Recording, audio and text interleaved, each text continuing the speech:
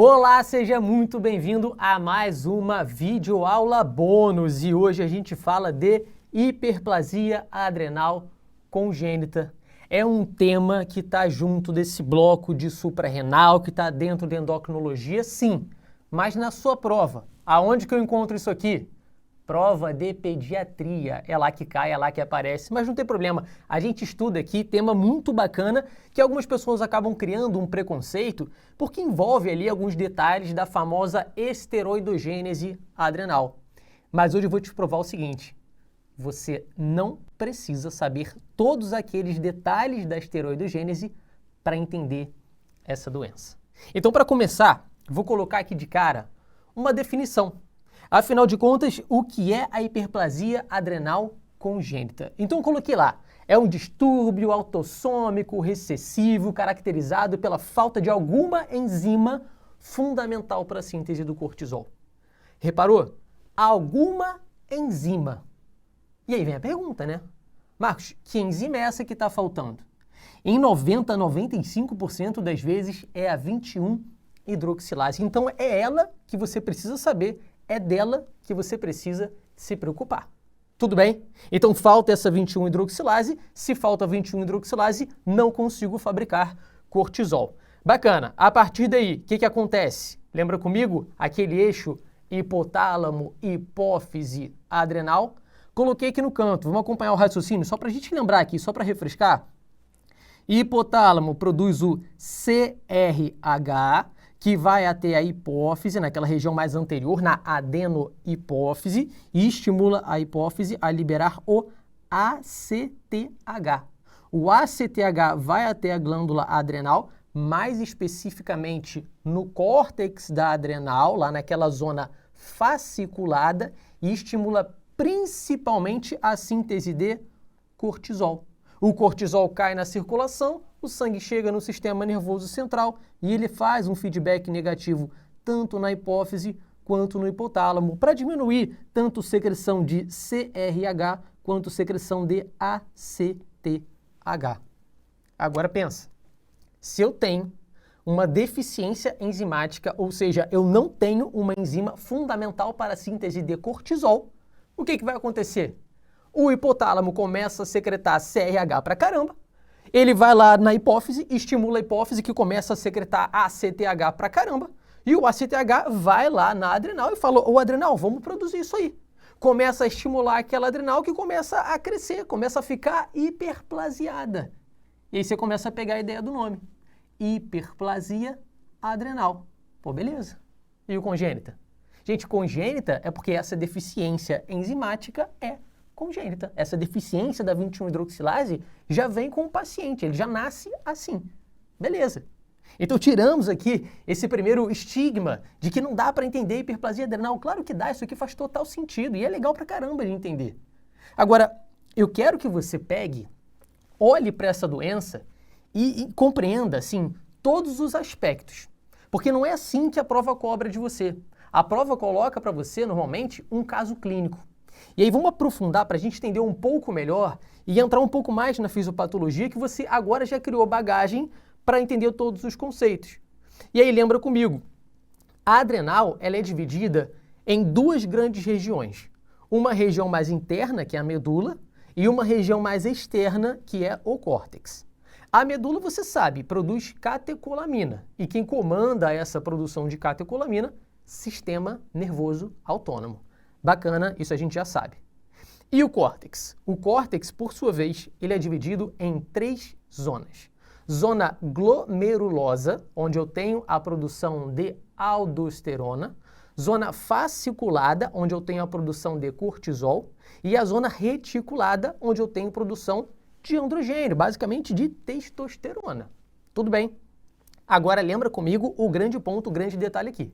Quando eu falo para vocês que a hipófise controla a secreção da adrenal, eu falo basicamente da secreção de cortisol. Porque o ACTH, que é liberado lá na hipófise, cara, o principal objetivo dele é chegar lá no córtex da adrenal, mais especificamente aqui, ó, na zona fasciculada e estimular essa zona a produzir o cortisol. Eu vou te falar, ela até atua um pouco aqui na zona reticulada até atua. Ao que parece, ela estimula de alguma forma essa zona sim.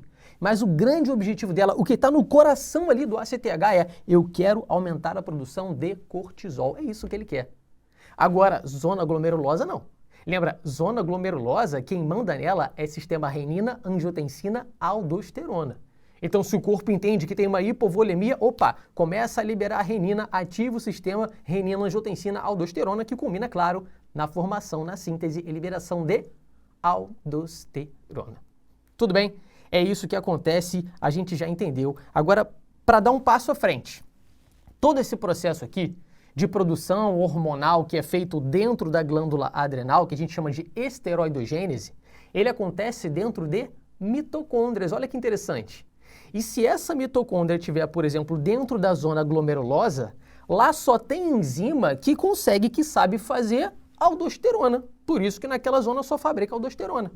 Se essa mitocôndria estiver localizada na zona fasciculada, cara, só tem enzima lá que sabe fabricar cortisol. Então ali só fabrica cortisol. E se essa mitocôndria estiver na zona reticulada, só tem enzima lá que sabe fabricar androgênio. Então ela só fabrica androgênio. É basicamente assim. E aí como é que acontece essa fabricação? Beleza, tudo começa com a captação do colesterol, que vem lá do LDL, beleza? Ela pega esse colesterol que vai servir dentro da mitocôndria meio que como uma matéria-prima para a produção desses hormônios aqui.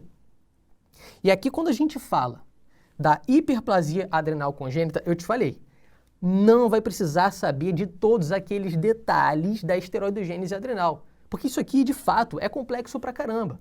O que a gente precisa saber de forma objetiva para a nossa prova é que, cara, é um paciente que normalmente cursa com deficiência da 21-hidroxilase, enzima que está localizada basicamente na zona fasciculada e na zona glomerulosa, ou seja, ela é fundamental para a síntese de cortisol, fundamental para a síntese de aldosterona.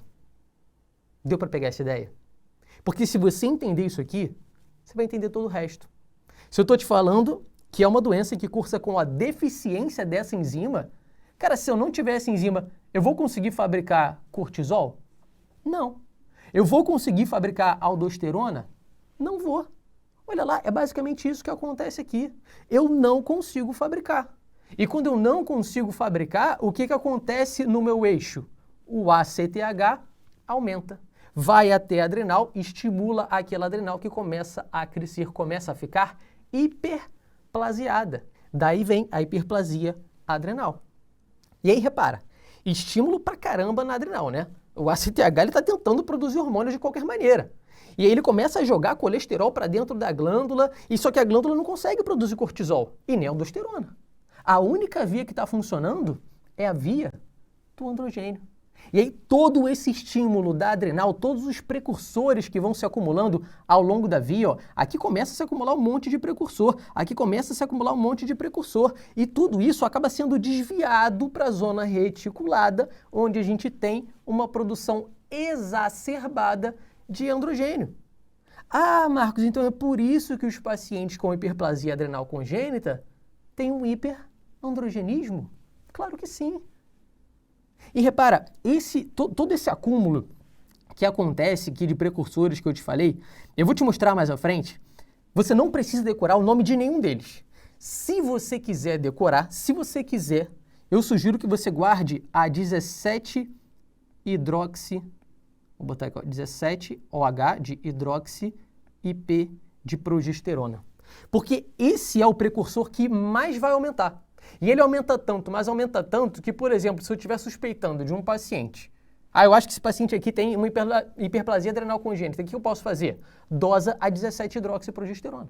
É uma forma de rastrear a doença. Então, se você quiser gravar um precursor, grava esse aqui. Esse aqui é o mais interessante para a gente. E aí, quando você entende tudo isso, fica muito claro o que esse paciente vai apresentar. Até coloquei ali, vamos lá. Falta cortisol. Então, uma insuficiência adrenal. Beleza. Ele não tem aldosterona. O que a aldosterona faz mesmo, hein? Ela vai lá no rim do paciente, começa a reabsorver o sódio e joga fora potássio, joga fora hidrogênio. Se eu não tenho aldosterona, eu não consigo reabsorver sódio a nível renal. Então o paciente começa a perder sódio, ele começa a perder sal, ele fica desidratado. Então ele tem deficiência de cortisol, insuficiência adrenal, e ele tem ali, ó, como eu coloquei para vocês, ó, uma perda de sal. Todo esse estímulo que o ACTH aumentado, ele começa a ir lá na adrenal, falar, adrenal produz hormônio aí, todo esse estímulo com o aumento de precursores é desviado aqui para a produção de androgênio, então a gente tem um hiperandrogenismo e, claro, acaba hiperplasiando, acaba aumentando a nossa adrenal. Mais uma vez, se for para guardar um precursor, qual que você vai guardar? A 17-hidroxiprogesterona, que ela fica bem aqui, ó, fica logo antes aqui da 21-hidroxilase, por isso que ela sobe tanto, por isso que ela sobe de forma tão importante. Tranquilo isso?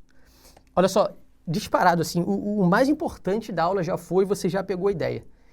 Daqui para frente, é só aplicar o raciocínio que você já pegou, é só organizar isso aqui no caso clínico. E o que eu quero te passar, e não é difícil de você entender, é que essa deficiência de 21-hidroxilase, ela pode acontecer em vários graus. Pode ser uma deficiência muito grave, pode ser uma deficiência mais leve. Então esse espectro clínico é legal de você pegar e de você entender. Se for uma deficiência muito grave, cara, não vai fabricar cortisol, não vai fabricar aldosterona. É o que a gente fala, é a forma clássica da doença. Ela é clássica porque ela é muito grave. Então chama muito a nossa atenção, fica muito clássico. Mas não é a mais comum. A mais comum é até essa aqui, ó, uma deficiência mais leve, onde o paciente tem ali uma redução do cortisol, às vezes isso nem é clinicamente significativo, e ele consegue produzir aldosterona normalmente. Essa forma, que a gente chama de forma não clássica, justamente por ser uma forma que não é clássica, que não tem todos aqueles sinais e sintomas de forma tão exacerbada, tão proeminente, o diagnóstico costuma ser, ó, bem mais tardio. Para você entender, vamos aprofundar aqui um pouco mais. Pensando na deficiência grave, naquela forma clássica que a gente botou lá em cima. O cara não tem cortisol, ele não tem aldosterona. Como é que ele vai se apresentar? Cara, insuficiência adrenal e perdendo sal. Então ele chega para você, e lembra, é uma doença congênita. Ele chega para você com poucas semanas de vida, normalmente na segunda semana de vida, extremamente desidratado, vomitando pra caramba, perdendo peso. Cara, isso tem que chamar sua atenção. E muitas vezes, se for do sexo feminino, até coloquei ali, ó, o cromossomo XX, vai ter virilização. Porque todo esse hiperandrogenismo começou intraútero. É uma deficiência enzimática congênita. Então isso fica muito evidente para você. Agora, existe um diagnóstico diferencial que é fundamental que a gente conheça, que é a estenose hipertrófica do piloro. Lembra como é que funciona? Você tem lá uma estenose, uma obstrução mecânica na porção distal do estômago. Você tem um recém-nascido que começa a se alimentar, no caso, leite materno. Ele começa a se alimentar, como ele tem uma obstrução mecânica, cara, depois de se alimentar, ele acaba vomitando pra caramba. Se ele não consegue se alimentar, ele perde peso, ele vomita, ele fica desidratado. Olha como é que o quadro clínico parece. E aí você pensa, poxa, na hora da prova, como é que eu faço para diferenciar? E aqui, claro, o hiperandrogenismo pode ajudar se tiver algum sinal de virilização, sim, mas normalmente a banca até tenta omitir esse dado. Ela tenta omitir para tornar mais difícil, e o que funciona muito bem para diagnóstico diferencial é o laboratório. E isso é muito legal, porque se você para pensar, repara, paciente com estenose hipertrófica do piloro, vamos lá, desidratado, vomitando pra caramba.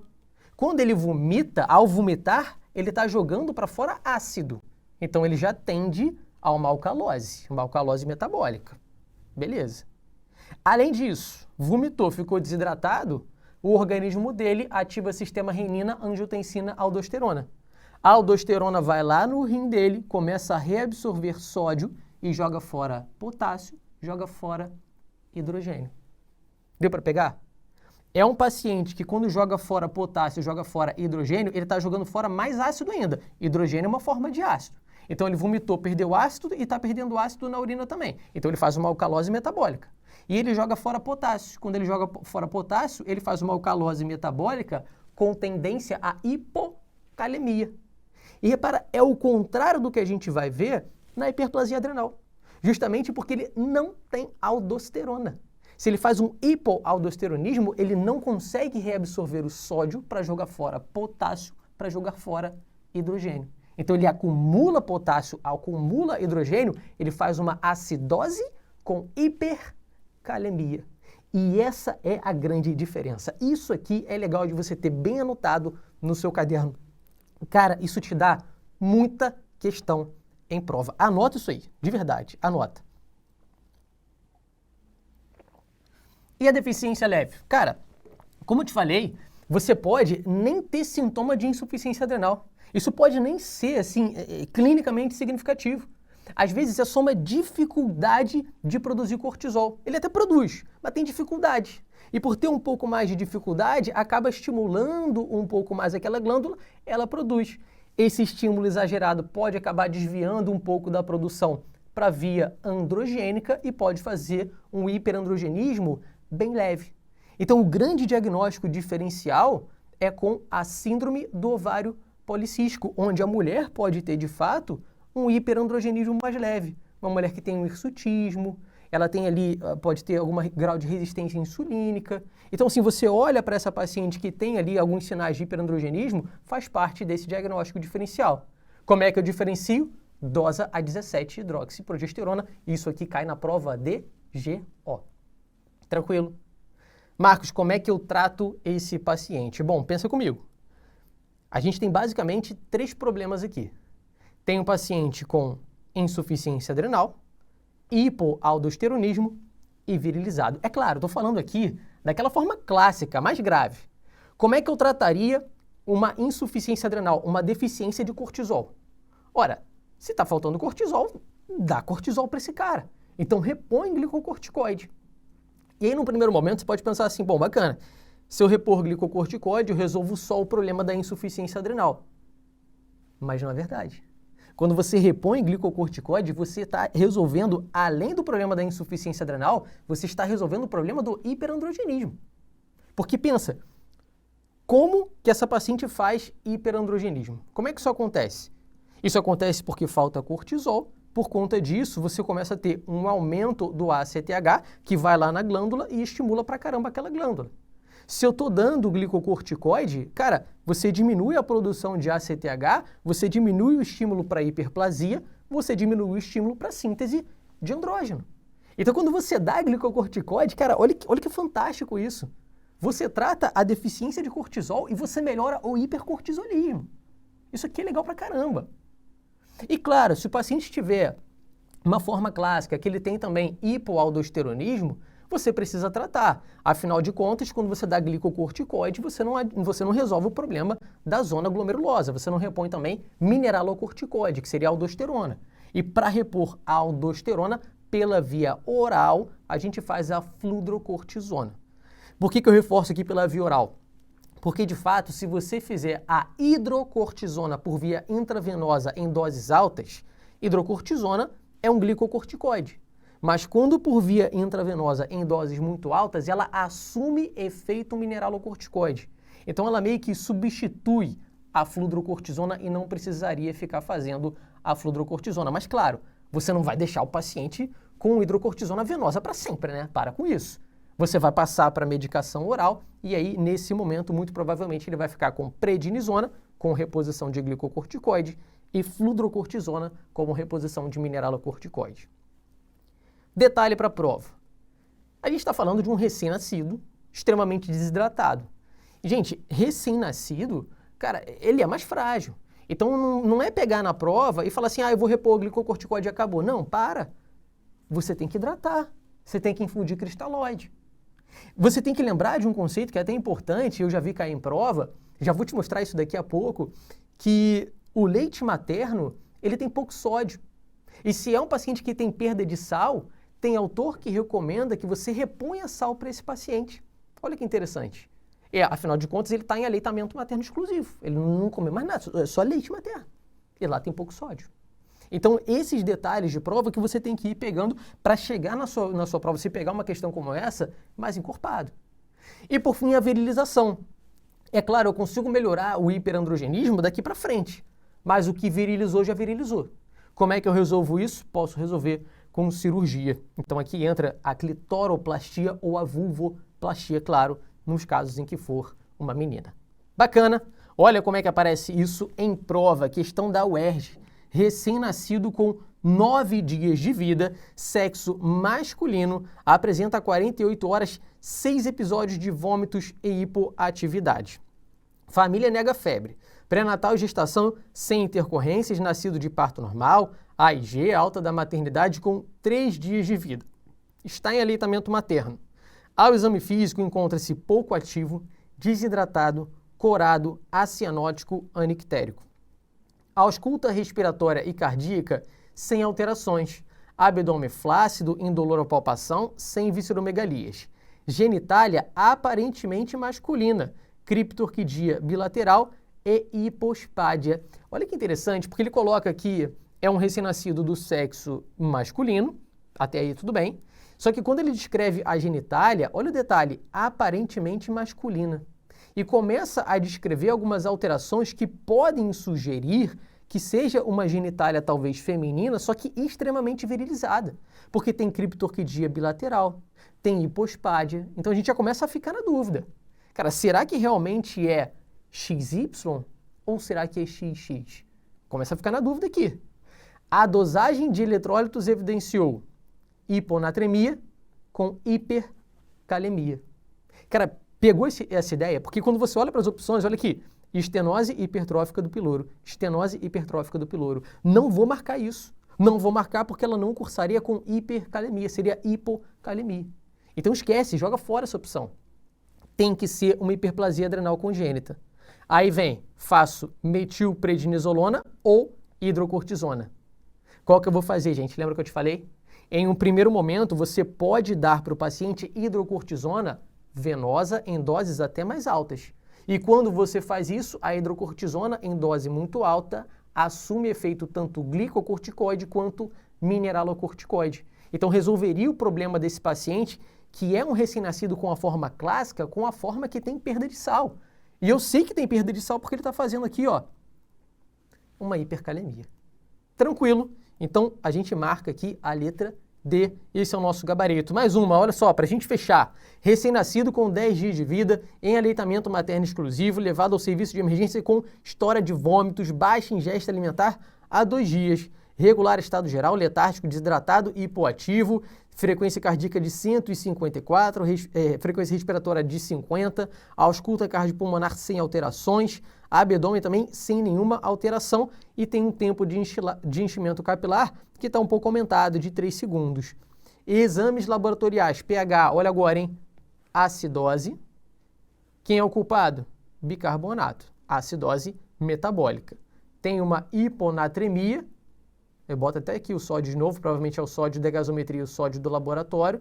E aqui, ó, com hipercalemia, hiperpotassemia. Então, qual é o nosso diagnóstico? Hiperplasia adrenal congênita. E aí, olha a pergunta, hein? Qual seria a alternativa incorreta? Você vai hidratar esse paciente? Vou hidratar esse paciente. Você vai considerar o uso de hidrocortisona? Acabamos de ver, vou. Você deve considerar a adição de sal de cozinha ao leite materno. Cara, olha o que eu te falei. Para você chegar na prova grande, pegar todos os detalhes. Pode ser que sim. Isso aqui é uma opção. Às vezes é necessário fazer isso. Você vai considerar antibiótico terapia? Que antibiótico vai me ajudar aqui? Não, antibiótico não. Esquece antibiótico. Agora, vou considerar eletrocardiograma num paciente que tem um potássio de 6,8? Vou considerar. Hipercalemia pode dar alteração eletrocardiográfica. Então, sim. Está correta. A única errada é a letra D. Percebeu? Não são questões que você pega e fala assim, nossa, questões fáceis. Não. Mas basta você ter um pouco de conhecimento, você pegar aqui em 20 minutos a ideia da hiperplasia adrenal, que você já mata qualquer questão desse tema. Beleza? Foi um grande prazer. Nos vemos por aí. Até a próxima.